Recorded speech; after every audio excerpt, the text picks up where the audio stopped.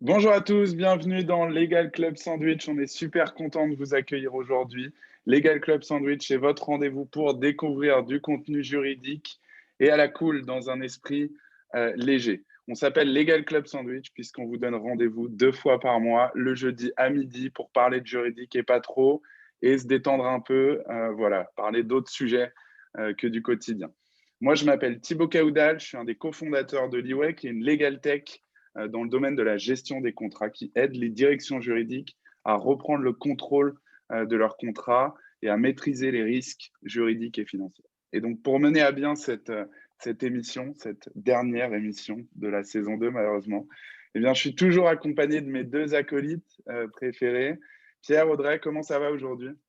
Ça va très très bien, c'est un petit peu émouvant d'être déjà la dernière de la saison. Très contente de vous retrouver.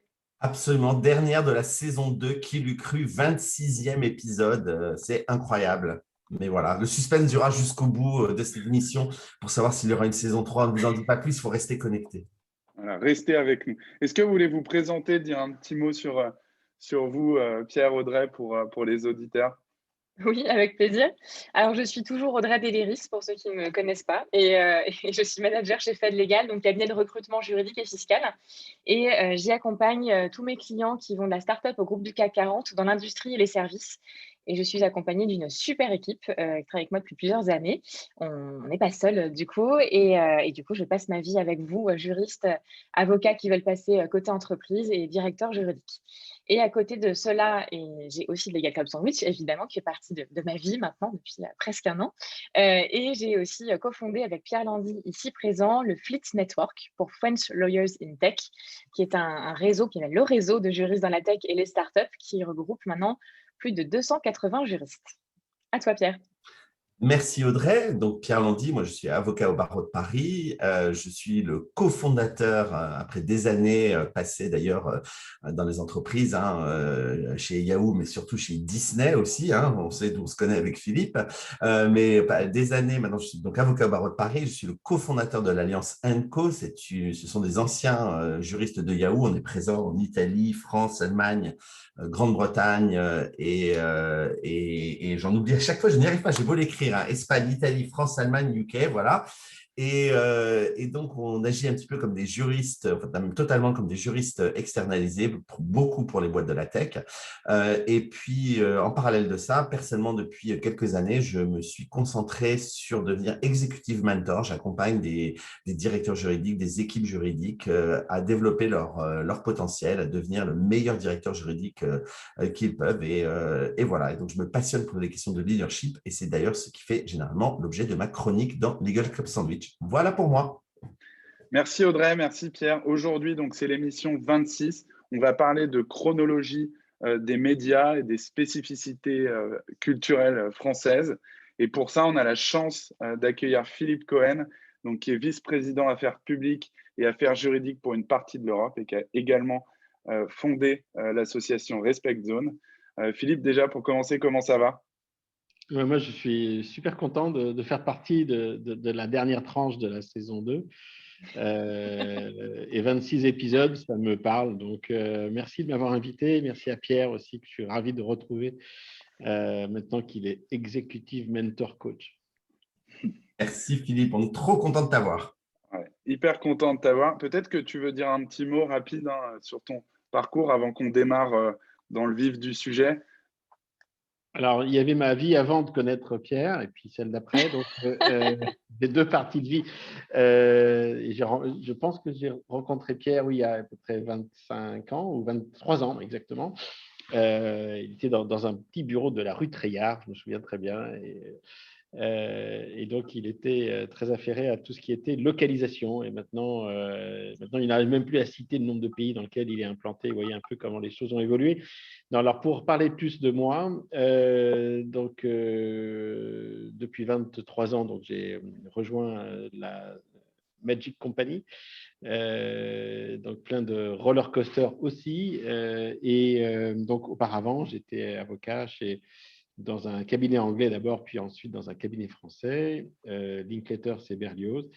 Et j'ai toujours eu un œil très, très attentif sur ce qui se passait au-delà de l'Hexagone, à commencer par les États-Unis, où j'ai été formé, où j'ai un peu travaillé. Et aujourd'hui, le monde a énormément changé. Donc, on peut être dans un groupe américain avec un sentiment local et un sentiment extrêmement global aussi. Et puis, par ailleurs, la deuxième jambe s'intéresse à l'activité pour redonner à la société la chance qu'on a pu avoir de recevoir. Et donc ici, c'est de pouvoir travailler sur des solutions pour qu'il y ait moins de violence en ligne. Bon, énorme tâche, infinie tâche, mais il y a énormément de constats, il y a très peu de zones de proposition. Donc, notre travail chez Respect Zone, et je vous invite à aller regarder ce qu'on fait, c'est de travailler sur comment est-ce qu'on réduit le taux de violence en ligne, au bureau, sur les écrans, en dehors des écrans.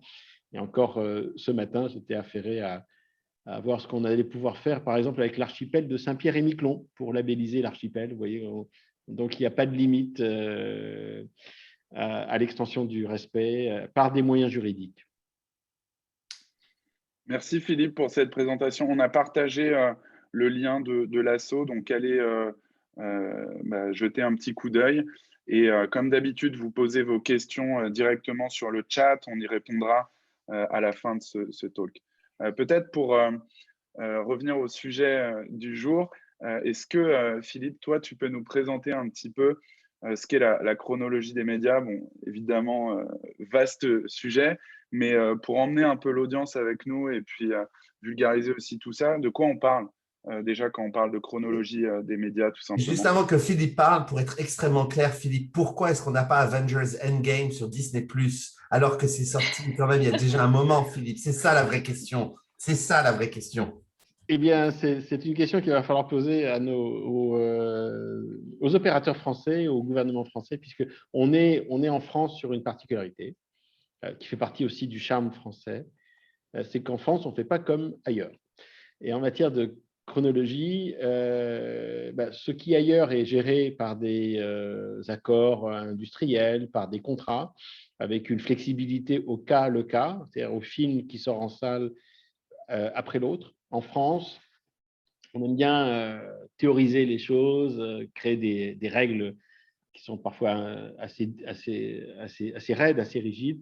Et donc, lorsque les usages changent, ou les attentes, comme celle de Pierre, changent par rapport aux attentes anciennes, eh bien, il y a toujours le train de retard de la législation, qui ici est une législation en forme légère, puisqu'il s'agit d'une loi qui dit mettez-vous d'accord au sein du secteur en matière de cinéma pour trouver une chronologie qui soit adéquate.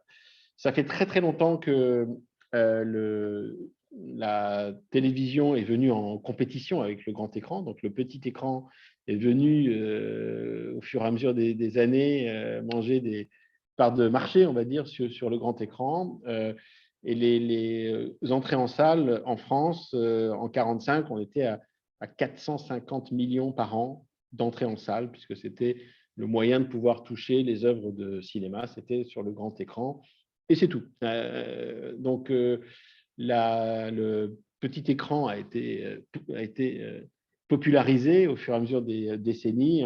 Et aujourd'hui, les 450 millions d'entrées en salle sont tombés, grosso modo, hors année Covid.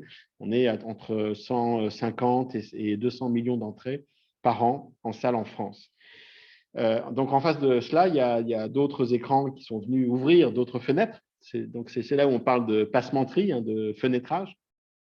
Et l'idée, c'est de pouvoir aussi séquencer l'accès aux œuvres de cinéma et faire ce qu'on appelle pour optimiser et amortir l'investissement considérable qui est l'investissement qui est dévolu à la production de films de cinéma. Un film de cinéma, ça peut coûter entre 1 million et 200 millions d'euros, donc avec une marge d'action très, très forte. Et lorsqu'on parle de la chronologie des médias et de sa réglementation, on parle bien, je crois que c'est important de le dire, Thibaut, des films qui sortent sur grand écran en France. Donc, on parle des films de cinéma. Il y a une autre logique ensuite qui est plus contractuelle sur les séquencements des sorties de séries, par exemple, ou de programmes qui sont télévisuels. Donc, aujourd'hui, pour être cursif et puis pour éviter de perdre tout le monde, aujourd'hui, lorsqu'on est sur une offre de streaming, comme on l'appelle, c'est-à-dire des abonnements de la vidéo à la demande.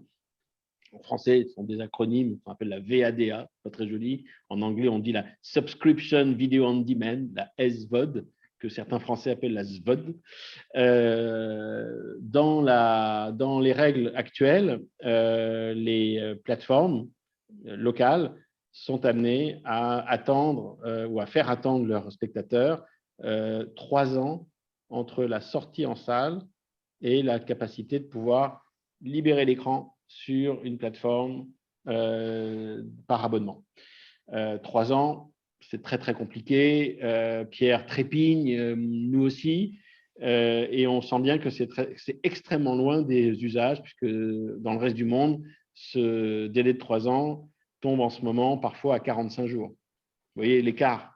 Et on est bien d'accord, Philippe, juste que je comprenne, ça s'applique si le film est d'abord sorti en salle sur le cinéma français. C'est-à-dire que, par exemple, lorsqu'on voit un film comme Lucas ou Raya and the Last Dragon qui sont arrivés directement sur la plateforme, c'est parce qu'ils ne sont pas passés par la case cinéma en France, c'est ça?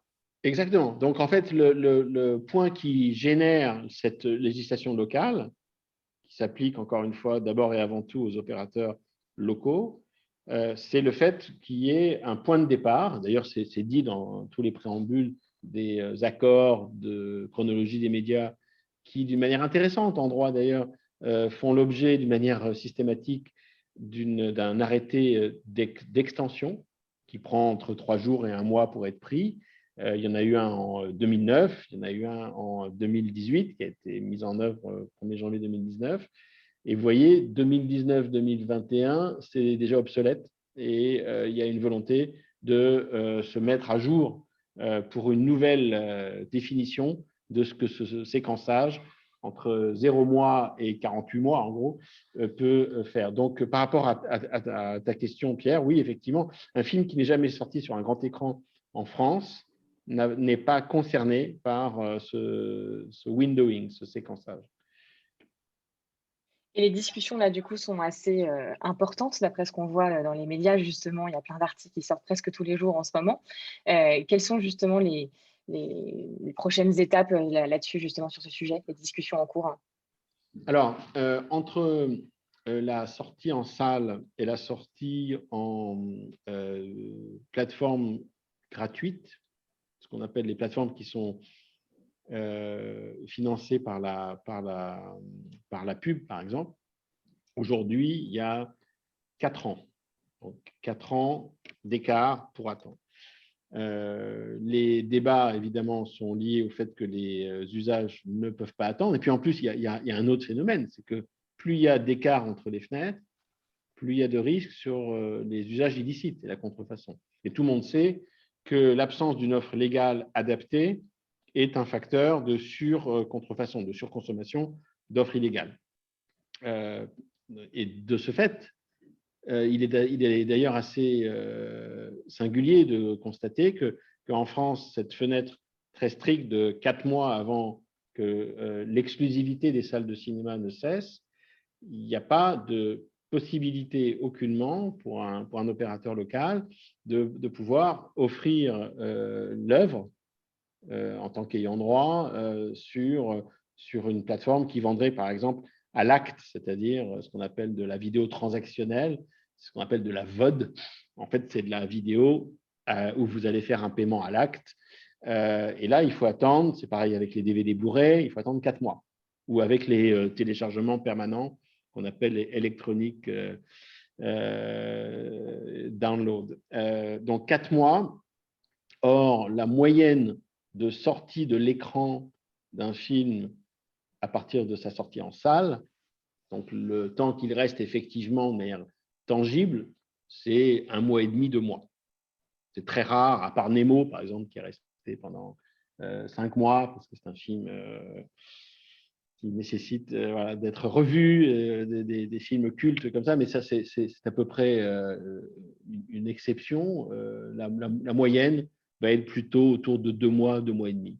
Donc, ce qui veut dire techniquement, juridiquement, que le système juridique français, par accord interprofessionnel pour des protections qui sont par nature anticoncurrentielles, pas moi qui le dis, hein, c'est l'autorité de la concurrence, les accords de chronologie des médias sont des accords qui sont par nature percés, comme on dit en latin, de nature anticoncurrentielle. Et en plus de cela, entre 2 mois et demi, donc 0, 2 mois et demi, le film sort des salles. Jusqu'à 4 mois, il y a une jachère. Donc en fait, il s'agit d'une fenêtre légale offerte, apportée par la législation française pour les contrefacteurs. Donc c'est quand même, on est dans le seul pays où la loi donne une exclusivité aux contrefacteurs. Et ensuite, vous avez des fenêtres qui défilent avec la fenêtre de la première fenêtre payante, donc après la vidéo qui est transactionnelle, première fenêtre payante qui est aujourd'hui est à 10 mois, puis ensuite vous avez la deuxième fenêtre payante, ensuite vous avez les fenêtres des chaînes en clair, et on arrive en fin de course aux œuvres qui ont un sentiment d'être un peu décaties 3 ans après en offre par abonnement pour les opérateurs locaux comme notamment Salto par exemple. Quand tu parles de la première offre payante, c'est par exemple quelque chose comme Canal+, c'est ça? Ça, par exemple. Et que serait la deuxième exemple, et ensuite, ils ont d'autres chaînes comme Canal, comme les chaînes cinéma qui vont être extrêmement spécialisées avec une thématique donnée qui sont soit pris en première fenêtre de chaîne payante, soit en deuxième fenêtre d'une chaîne payante. Et le tout font des fenêtres qui durent davantage qu'1 an avec une exclusivité possible. Et la seule fenêtre qui ne s'arrête pas de courir, c'est la fenêtre de la transaction à l'acte, la VOD, qui part de 4 mois, comme le DVD. Par exemple, si vous achetez un DVD, il n'y a personne qui va venir dans votre maison le reprendre parce que, attendez, Canal le diffuse, vous me rendez le DVD. Ben, c'est pareil avec la vidéo à l'acte. C'est-à-dire que depuis seulement 2018, actif en 2019, c'est la seule fenêtre qui court et qui ne s'arrête pas. D'ailleurs, la fenêtre de salle de cinéma pourrait courir sans jamais s'arrêter, mais celle-là, elle n'est pas organisable, je pense, en termes économiques pour les salles. Par contre, en termes de, si vous êtes sur un magasin de films à l'acte qui sont vendus à 3 € ou 5 € ou 15 € en fonction de la date et de la valeur de l'œuvre, il n'y a aucune limite pour qu'il puisse être offert. Et c'est en fait la seule exception en termes de non-refermeture. Alors, on pourrait débattre sur la légitimité de la refermeture d'une fenêtre. C'est un débat très, très intéressant et qui engage aussi des enjeux de concurrence ou d'anti-concurrence qui sont fascinants. Moi, je trouve ça, en tant que juriste, je trouve ça extrêmement fascinant. Voilà.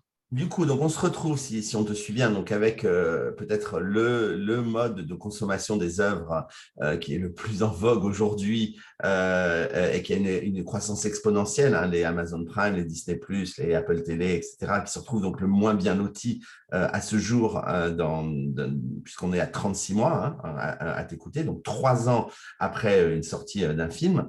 Et donc le débat aujourd'hui, c'est quoi? C'est que ça va changer, il y a des projets, qu'est-ce qui est sur la table? Alors, c'est là que ça devient un petit peu confusant. Donc aujourd'hui, lorsque nous enregistrons ce club, ce Legal Club Sandwich, on est avant l'annonce du schéma qui va être arrêté. Donc certains verront cette vidéo une fois que le schéma sera arrêté. Et on pourra peut-être faire un replay, une espèce de catch-up avec un bonus, avec un addendum pour dire, alors voilà la fin du film, en fait, il finit comme ça. Aujourd'hui, on ne sait pas exactement comment finit le film de la chronologie des médias, ce qui donne un petit côté cliffhanger, un côté suspense intéressant. Il y a en fait Pour le dernier épisode d'une saison 2, c'est très approprié. Hein. On fait un cliffhanger. Est-ce que Philippe reviendra en Parfait. saison 3 s'il y a une saison 3? Enfin, voilà. Ça nous va très bien. Pardon. Et avec un habillage différent, parce que chaque saison, normalement, il y a un habillage différent, surtout si on garde les mêmes animateurs.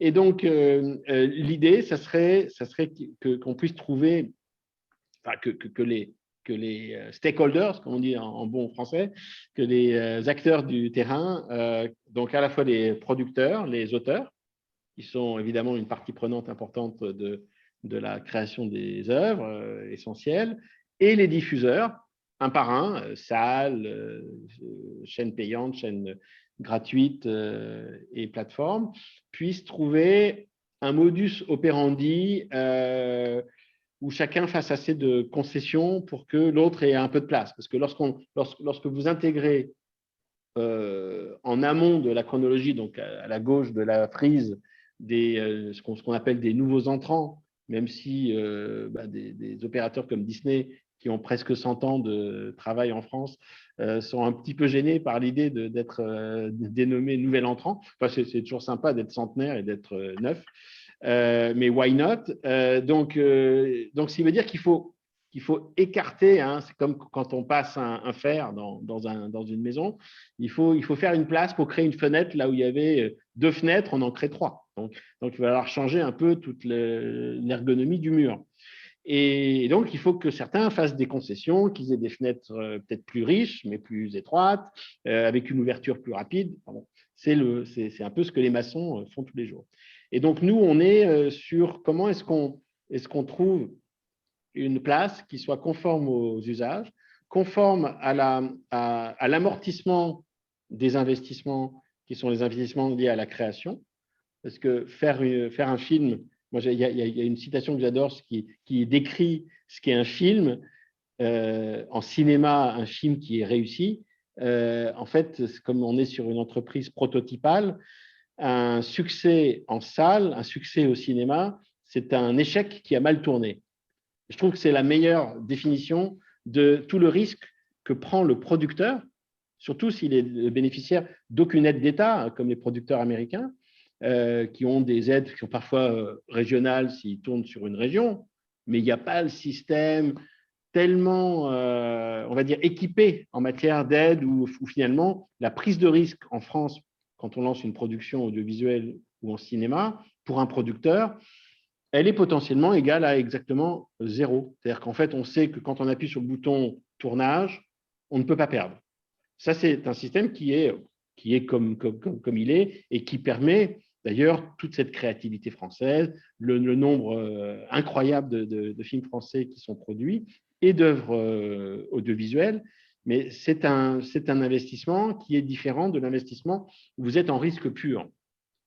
Donc, si par exemple, vous faites un film qui coûte, je ne sais pas, 50 millions d'euros, qui sort à la mauvaise date, qu'il ne rencontre pas son public et que vous n'avez aucune aide particulière, votre risque est très, très différent d'un système où vous êtes à peu près sûr, comme dans un système avec un livret A, où vous n'aurez aucune chance de perdre. Donc, pour répondre à votre question, il y a un besoin de changer la donne. Alors, c'est vrai qu'il y a certaines fenêtres où il y a un blocage, un peu comme un refus d'obstacle, à vouloir bouger de 1 jour la fenêtre, de 1 jour. Je pense à la première fenêtre, par exemple. Et puis, c'est vrai que le contexte du Covid n'aide pas à une flexibilité d'esprit. Parce que lorsqu'on n'a pas eu de recette pendant plus de 12 mois, c'est vrai que c'est très, très complexe d'aller expliquer à des exploitants de salles que c'est le moment aussi de passer de 4 mois à 3 mois, ce qui est historiquement, je ne parle pas aujourd'hui, mais historiquement, si on regarde vers l'arrière, 3 mois, c'est à peu près les usages qu'on observait à l'imparfait dans le monde en matière de fenêtrage à partir de la première fenêtre de vidéo, voire même à partir de la fenêtre de télévision ou de SVOD. Donc, 4 mois, c'est inflexible en France. On sait aujourd'hui, c'est un message politique clair, que c'est une fenêtre qui ne bougera pas en 2021. Mais la chronologie telle que le définissent les opérateurs en France cette année a vocation à durer au minimum. Alors, est-ce que le minimum va être un maximum entre 18 mois et 24 mois? En tout cas, il y a 2 projets qui sont en discussion, qui sont en l'air, pour répondre à Pierre. Il y a le projet du gouvernement, du ministère de la Culture, via son centre du cinéma, avec le CNC, qui est l'objet de beaucoup d'écoute et de compromis. Et puis, il y a un autre projet qui est concurrent, qui ressort beaucoup, c'est le projet des producteurs et des auteurs, qui est incarné par une plateforme qui s'appelle le BLIC, le Bloc et l'ARP. BLIC pour les industries des contenus, le Bloc pour les industries techniques, et l'ARP qui représente avec la SRF les auteurs en France. Et donc, ils ont fait une contre-proposition qui n'est pas exactement la même. Et sur la partie streaming, SVOD, pour les opérateurs locaux, le débat se situe pour le CNC. On observe une proposition d'être aujourd'hui non plus à 36 mois, mais à 15 mois, sauf accord, on peut être un peu plus court avec les producteurs, 15 mois après la sortie en salle, donc plus qu'un an, un peu moins qu'un an et demi, un an et quart. Et dans la proposition 2, Blic Bloc Arp, la dernière proposition situe cette même date pour les plateformes que vous citez, locales, à 17 mois. Et donc, alors c'est 2 fois moins en gros que ce qui existe aujourd'hui, mais ça reste très, on va dire, iconoclaste, singulier, différent de tout le reste du monde. Tout le reste du monde. Il n'y a aucun autre pays où vous allez trouver ce type de créativité juridique, de complexité. Les personnes qui sont dans l'exercice et qui lisent les projets, c'est pas moi, hein, c'est toutes les personnes. Il y a 70 professionnels qui se réunissent chaque mois pour des réunions pour parler de ce sujet en Zoom. Il n'y en a pas un qui trouve que c'est simple. C'est-à-dire que, en fait, c'est parfois même peut-être l'exercice. L'exercice, c'est peut-être de se perdre. C'est peut-être d'être, comme l'a dit une fois Richard Patry, qui s'occupe de la Fédération des salles, c'est de cultiver le mystère dans le monde du cinéma. Et je peux vous dire que le mystère, il est très bien garanti par la complexité du texte qui amène à ces projets de chronologie. Et dis-moi… Pardon, vas-y. Ah non, Audrey, vas-y.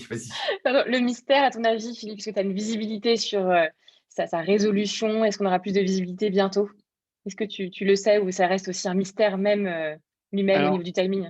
Au moment où nous streamons ce Club Sandwich à l'heure déjeunatoire, nous sommes le 8 juillet et aujourd'hui, on est dans l'ère du tout est possible. Happy end, moins happy end. À notre sens, lorsqu'on interroge les sachants et les stakeholders, on sait que courant juillet, il y aura une résolution, c'est-à-dire un projet qui va emporter l'avis de Canal+, l'avis du gouvernement, l'avis des salles, l'avis des auteurs et les avis généraux. Puis il ne faut pas oublier aussi les chaînes en clair qui ont une voix extrêmement forte, extrêmement audible dans ce débat.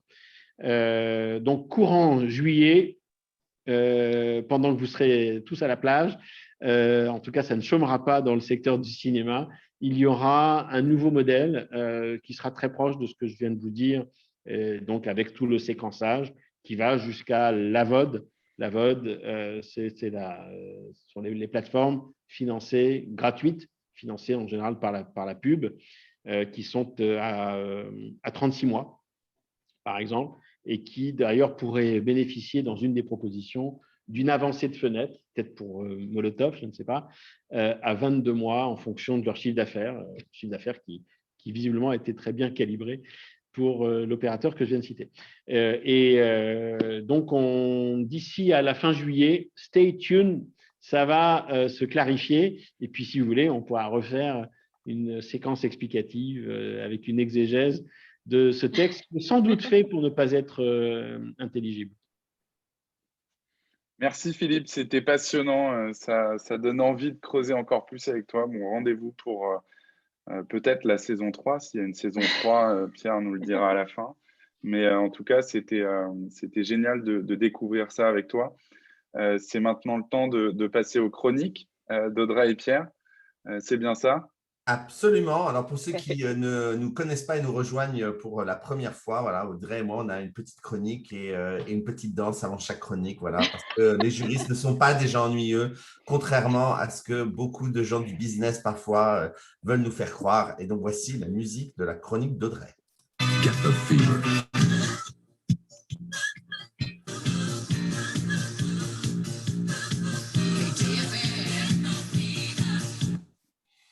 Merci Pierre. Alors aujourd'hui, c'est la dernière émission de la saison 2 du LCS, le Legal Club Sandwich. C'est l'été, le temps des quiz et des tests. Et là, vous imaginez les couvertures des magazines, découvrez s'il est vraiment votre âme sœur, quel personnage de série êtes-vous ou quelle destination de vacances est faite pour vous. Alors, comme le Legal Club Sandwich est devenu un rendez-vous incontournable pour beaucoup d'entre vous, eh bien, je me suis dit que les auditeurs du LCS méritaient bien leur propre quiz de l'été. Alors, au menu, pas de bronzage, pas de régime, pas d'amour, quoique on pourrait penser que pour rien avoir, mais des questions qui vont peut-être changer votre rentrée, voire votre vie. Dois-je changer de travail? Parce qu'on revient quand même à ma partie, le recrutement. Donc, dois-je commencer à postuler à des annonces? Dois-je contacter des chasseurs de tête? Alors, pour vous aider, voici les questions que vous devez absolument vous poser. Ai-je envie de quitter mon job? Vraiment? Si la réponse est non, merci de quand même rester jusqu'à la fin de cette chronique. Et si la réponse est oui, demandez-vous pourquoi. Question 1. Est-ce parce que je ne suis pas assez payée? Alors, puis-je y faire quelque chose? En parler à mon responsable ou directeur juridique, au RH, à mon DG ou mon DAF, si on est directeur juridique.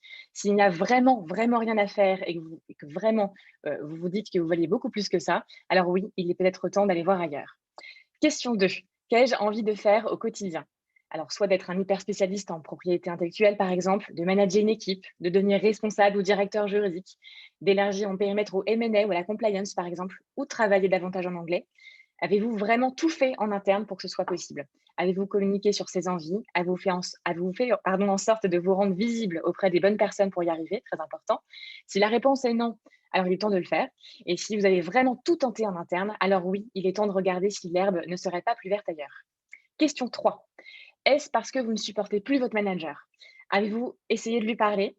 Avez-vous envisagé que cela pouvait aussi venir un peu de votre côté et peut-être qu'en mettant chacun de l'eau dans son vin, ça pourrait s'améliorer? Et l'avez-vous sondé pour savoir s'il allait peut-être bientôt partir? C'est aussi possible. Et si toutes ces réponses à ces questions sont négatives, alors envisagez ces options. Et sinon, vraiment, c'est plus possible. Alors oui, il est temps d'envisager de partir. Question 4. Vous avez changé de secteur d'activité, vous avez envie de le faire. Vous êtes dans l'automobile, par exemple, et souhaitez rejoindre le monde du logiciel. Vous êtes dans la distribution et rêvez de devenir juriste dans le secteur pharmaceutique. Alors oui, je peux d'ores et déjà vous dire que ça peut être compliqué de le faire en interne, quoique on peut aussi vous mettre sur de nouveaux sujets plus digitaux, par exemple, ou sur de nouvelles offres lancées par votre société. Il suffit d'en parler, de communiquer sur vos envies aux bonnes personnes et de se montrer curieux. Enfin, dernière question, de quelle structure rêvez-vous? Start-up, groupe du CAC 40? Posez-vous les bonnes questions. Avez-vous envie d'être dans un groupe très processé, ce qui peut être aussi le cas dans une start-up, ou avez-vous envie de rejoindre un groupe très dynamique et plein de projets? Ça peut aussi être possible dans une grosse multinationale.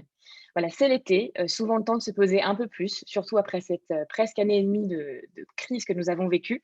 Donc, que vous ayez choisi de lézarder sur une plage de sable fin, que vous ayez décidé de grimper le Kilimanjaro ou de profiter du calme de la campagne, c'est le bon moment de se poser ces questions. Donc voilà, pourquoi ai-je vraiment envie de changer? Est-ce qu'il n'y a pas autre chose à faire dans ma société, d'autres projets? Allez rencontrer des gens, des chasseurs, lancer votre réseau, rencontrer vos pairs, échanger avec vos collaborateurs en interne. Faites-en votre objectif de la rentrée. Et en attendant, je vous souhaite un très, très, très bel été. Je remercie aussi Philippe d'être notre dernière invité. J'en profite pour remercier mes deux acolytes de toujours, que j'adore, voilà, Thibaut et Pierre. Et si vous voulez discuter de votre avenir en tant que juriste, contactez-moi sur LinkedIn. À toi, Pierre. Merci Audrey, merci. Et ben on enchaîne, alors on y va. Je suis tout ému de ce que tu as dit, alors j'ai été perturbé. J'enchaîne. We do.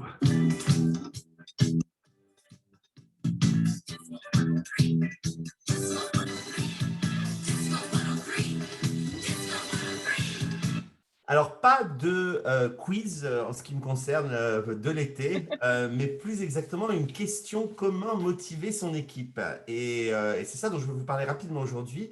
Alors, en commençant par une chose qui est un petit peu évidente, on ne motive pas son équipe en allant la voir et en lui disant: tu es motivé, hein, tu es motivé. Je veux que tu sois motivé. Regarde-moi bien dans les yeux, tu es motivé. Alors, si c'était aussi simple que ça se saurait. Non, en fait, pour motiver une équipe, eh bien, il faut l'emmener tout simplement dans un projet. Il faut lui donner envie de se projeter vers quelque chose, d'avoir envie de vous suivre, d'avancer avec vous, de se lancer. Moi, je recommande toujours, par exemple, aux directeurs juridiques que j'accompagne d'écrire leur picture of success, leur vision, leur montagne à gravir. Quelle est cette montagne que nous, en tant qu'équipe juridique, dans les 18 à 24 prochains mois, on va vouloir grandir, être la meilleure équipe juridique de l'entertainment en France, être les best business partners, que sais-je. Et donc, on va indiquer à son équipe eh bien, comment monter, comment on va grimper cette montagne, à quelle échéance, avec quelle stratégie, quels vont être les plus, les moins, quels vont être les challenges pour l'équipe. Et en fait, il faut que votre équipe sache tous les points positifs, mais aussi les challenges potentiels pour avoir envie de vous suivre. Et si votre équipe sait l'ensemble du deal que vous proposez et que vous leur proposez, il y a de fortes chances qu'ils opt-in, hein, pour utiliser un terme qui nous est cher, nous juristes, et qu'ils décident de, ben oui, en fait, ce projet qu'on me propose, il me motive. Donc ça, c'est la base absolue pour motiver une équipe, c'est de leur proposer un projet, une vision, quelque chose dans lequel ils vont pouvoir avoir envie d'aller. Au-delà de ça, il y a quand même quelques petits trucs à connaître et les voici, j'en ai répertorié 7 très rapidement. Le premier, bon, bah, c'est de donner l'exemple, hein. C'est impossible à vos collaborateurs d'être motivés si le manager ne l'est pas lui-même. Il n'y a pas de secret, il faut être en adéquation avec les valeurs de l'entreprise, les objectifs fixés. Si vous êtes constamment en train de dire ils font tous chier, tous des cons, c'est que des imbéciles, il y a peu de chances que votre équipe soit motivée et vous suive. Pareil, les valeurs, c'est pas tout d'en avoir beaucoup. J'en ai parlé la semaine dernière, je crois, dans mon blog. C'est pas tout d'avoir des superbes valeurs, hein. Si vous ne les vivez pas, eh bien, ça ne va pas servir à grand chose. Je le dis, je le répétais encore ce matin avec une équipe avec laquelle je travaillais. Values, live them or laminate them. Live them, c'est-à-dire vivez-les, mais si vous les laminez pour les mettre dans un petit étui plastique que vous allez mettre dans votre portefeuille et ne plus jamais regarder, ça veut dire que ce n'est pas vraiment des valeurs. Donc, beaucoup d'entreprises ont des valeurs, mais est-ce qu'ils les vivent vraiment au jour le jour? Ça, c'est la vraie question. Donc, communiquez ces valeurs, soyez prêts à les vivre chaque jour, et puis évitez dans les réunions les phrases du type ah, c'est pas moi qui décide, hein, c'est la direction. Ok, ça peut franchement désengager de votre équipe en mode absolu direct. Pas de bullshit non plus, hein, soyez vrai, c'est pas la peine non plus de vendre, de raconter n'importe quoi. S'il y a quelque chose qui est complètement ahurissant et qui vous choque dans l'entreprise, et que manifestement ça choque l'ensemble des collaborateurs, autant le dire aussi, soyez vrai, votre équipe aura plus tendance à vous suivre. Petit exemple hyper concret, lorsque j'ai décidé de quitter Yahoo, je n'étais absolument plus j'étais parfaitement raccord avec mon manager direct, le general counsel, mais absolument pas en accord avec le leadership de la CEO de l'époque. Et je suis donc parti et toute mon équipe m'a suivi, tous mes direct reports. Mais quelque part, à mon avis, je pense que nous étions tous dans le vrai, on est tous partis au même moment. Donc, donnez l'exemple et soyez vrais. Deuxième point, fixer des objectifs réalistes. À quoi bon exige son équipe qu'un produit à peine lancé devienne leader de son marché dans les 6 mois qui suivent, hein? À placer la barre trop haut, vous allez droit dans le mur et votre équipe sera forcément déçue et motivée de ne pas parvenir aux objectifs fixés. Donc, mieux vaut partir sur 10% de part de marché le premier semestre ou trimestre, 20% suivant. Fixer des objectifs SMART, on en a déjà parlé, vous vous souvenez, hein, c'est des objectifs spécifiques, mesurables, atteignables, réalistiques, qui ont une durée, qui sont time-bound, donc S-M-A-R-T, et ayez des ambitions réalistes qui tiennent compte d'un marché concurrentiel, va vous permettre de booster le moral de vos équipes en se disant, bon, il n'a pas totalement fumé, le père Pierrot, il donne des trucs quand même qui sont à peu près réalistes, donc on accepte de suivre cette valeur et d'y aller. Numéro 3, combattre la tendance à la léthargie. La motivation, ça se travaille. Donc, pour se mettre au travail, il faut sortir d'une forme de léthargie. Ce n'est pas évident tous les jours, mais il faut arriver à se fixer des priorités à soi-même, comme à ses équipes, tout en réfléchissant aux moyens d'y arriver. Il faut se convaincre de l'importance d'un objectif, se donner l'énergie, il faut se battre en interne pour obtenir les moyens pour arriver et pour donner aux équipes les moyens de réussir. Et si ça ne fonctionne pas, il faut peut-être aussi envisager à revoir les objectifs. Et c'est très important parce qu'il y a des moments où la léthargie arrive. Le mois de juillet en est un, parce qu'on n'en peut plus, qu'on veut le mois d'août. Le mois de novembre, début décembre, en est un autre quand on atteint les fêtes de fin d'année. Donc, avoir ça en tête et y travailler. 4e tips, pensez à prendre en compte les compétences de chacun. Hein, la motivation elle est à son maximum quand on travaille sur un sujet ou dans un domaine qui nous intéresse. J'en parle régulièrement dans Legal Club Sandwich, mais il faut connaître ses collaborateurs et connaître leurs forces. Vous allez avoir beaucoup plus de facilité à faire travailler vos collaborateurs et les motiver si vous les faites travailler ce sur quoi ils sont déjà bons. On en a parlé, j'ai fait un blog dessus là aussi. Tu as vu le loop, hein, je renvoie au blog qui sont sur le site de Club Sandwich. Tout ça, c'est de la synergie absolue, Thibaut. Nous en avons parlé. Se concentrer sur ses forces, c'est hyper important et demander à ses collaborateurs de faire de même. Donner de l'autonomie, c'est mon tip numéro 5. Une fois les lignes directrices énoncées, une fois qu'on a créé la vision et qu'on a donné la direction vers laquelle on va, eh bien, laisser à vos collaborateurs la possibilité de fournir des idées, avoir des suggestions, d'être ce que j'appelle une self-managing team. Avec l'autonomie accordée, ils vont se sentir plus responsables, plus motivés. Il faut leur donner la possibilité de prendre des initiatives. C'est ça le leadership du 21e siècle. C'est fini le top-down où toutes les instructions viennent du haut et on applique, voilà. Au contraire, la direction donne la vision, la stratégie et les équipes donnent les moyens concrets, les actions pour y arriver. Point numéro 6, envoyer des retours positifs. On a tendance, c'est très français, très européen, à se focuser sur les retours négatifs pendant qu'on se concentre sur ce qui est mal fait. Pensez à envoyer des signes de reconnaissance, des compliments sur un travail bien fait. Ça permet au destinataire de se sentir valorisé, d'accroître son envie de bien faire et de continuer. Voilà, on l'oublie, mais le renforcement positif, c'est quand même vieux comme le monde et ça fonctionne. Et enfin, pour finir, et je fais attention à l'heure, créer une bonne ambiance. Bon, ben là, voilà, c'est montrer à l'écoute des uns des autres, valoriser chaque team member, désamorcer les éventuels conflits le plus vite possible, travailler à la cohésion d'équipe. Hein, il faut apprendre à exister ensemble, se développer ensemble, organiser des points d'étape réguliers. C'est un bon moyen d'y parvenir. Pensez à faire du skip level. Si vous avez des grosses équipes, pensez à descendre dans l'équipe, ne pas parler uniquement de vos managers directs, mais aller sentir un peu la température, qu'est-ce qui se passe dans l'équipe. Et bien évidemment, les fameux off-site où il y a un savant mélange d'apprentissage, de mise en valeur des équipes, de travail sur la vision de l'équipe et bien sûr du fun, parce que à la fin de la journée, on n'est quand même pas là pour s'ennuyer. Comme je le dis souvent, nous les juristes, on prend notre travail très au sérieux, mais on ne se prend pas nécessairement au sérieux. À toi, Thibaut. Merci Pierre. On va passer aux questions. On n'en a qu'une, donc ça va être rapide. En plus, on sait que Philippe doit nous quitter très bientôt, donc on ne va pas lui prendre plus de temps qu'on en a pris aujourd'hui déjà. Philippe, on a juste une question de Nathan. Salut Nathan, qui nous demande si toutes les fenêtres de diffusion actuellement prévues sont-elles conservées dans les projets de nouvelles technologies, de chronologie, pardon. Absolument, elles sont toutes conservées. Il n'y a pas vraiment de fenêtres nouvelles, elles sont réagencées. Et en fait, l'idée, c'est que puisque les plateformes vont contribuer très largement maintenant au financement de l'audiovisuel et du cinéma, il n'est que légitime et logique que leurs fenêtres ne soient pas à la dérive. Et donc, en fait, il s'agit de réagencer, il ne s'agit pas d'aller sucrer les fenêtres.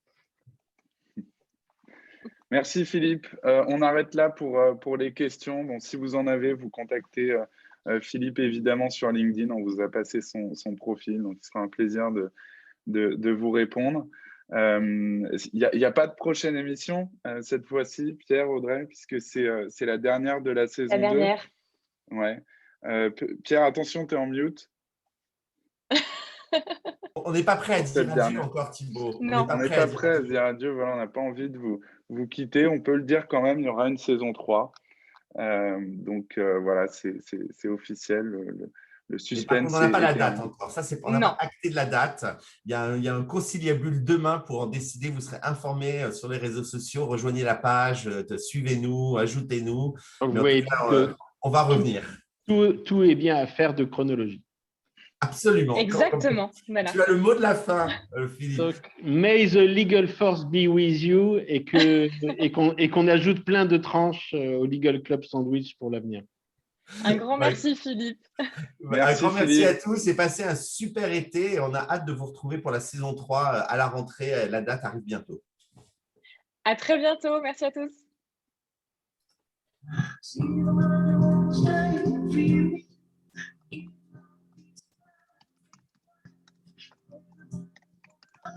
How it feels.